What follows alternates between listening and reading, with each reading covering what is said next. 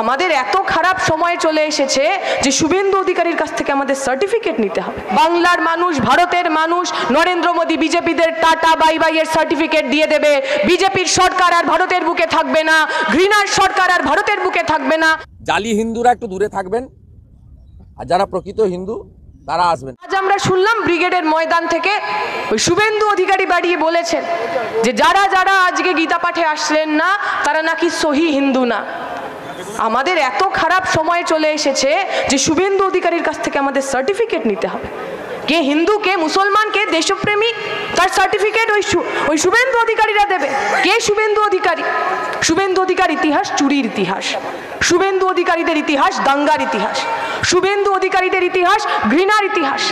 সেই ঘৃণার ব্যাপারীরা আজকে আমাদের সার্টিফিকেট দেবে। আপনি হিন্দু, আপনি মুসলমান, আমরা যারা সাধারণ মানুষ, আমরা যারা বাংলার মানুষ, আমরা বলছি, পরিষ্কার ভাষায় বলছি, কোনো শুভেন্দু অধিকারী, কোনো নরেন্দ্র মোদী আমাদের সার্টিফিকেট দেবেন না।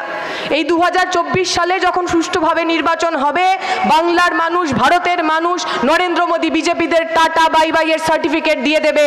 বিজেপির সরকার আর ভারতের বুকে থাকবে না, ঘৃণার সরকার আর ভারতের বুকে থাকবে না। তাই জন্য সাধারণ মানুষ তৈরি হচ্ছে। এই কিছুদিন আগে ইনসাফ যাত্রা হয়েছে। ভারতের যুব, বাংলার যুব, আমাদের প্রজন্মের সমস্যা, আমাদের প্রজন্মের যন্ত্রণা নিয়ে তারা রাস্তায় হেঁটেছে। আপনারা সাধারণ মানুষ দুপাশে দাঁড়িয়েছিলেন। আমাদের এক সাংবাদিক বন্ধু জিজ্ঞেস করছিলেন, এক বিজেপি না তৃণমূলের নেত্রী, তিনি বলেছেন যে রাস্তার পাশে মানুষ দাঁড়িয়ে আছে তো কি হয়েছে? ও যখন বাজনা নিয়ে যে কেউ যায়, সেই বাজনা দেখার জন্য নাকি রাস্তার দুপাশে অনেক লোক দাঁড়িয়ে থাকে। আমরা বলছি ঠিকই বলেছে।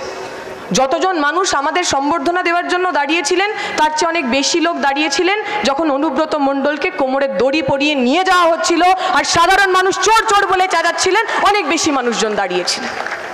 এই বাংলাকে বাঁচাতে আমরা রাস্তায় হেঁটেছি, 50 দিন ধরে যুবরা রাস্তায় হেঁটেছে।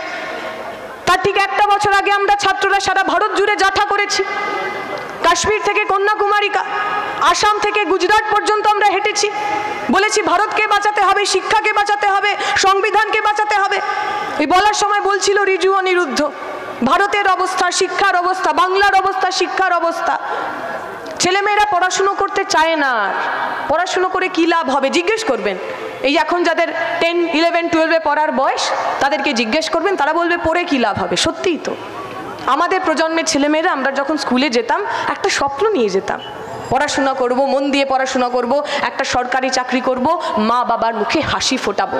আমার মা গর্ব করে বলবে আমার মেয়ে স্কুলে মাস্টারি করে, মাথা উঁচু করে আমার বাড়ির সামনে দিয়ে ব্যাগ নিয়ে আমি গটগট করে যাব। স্বপ্ন নিয়ে আমরা স্কুলে যেতাম, স্বপ্ন নিয়ে বই খুলতাম।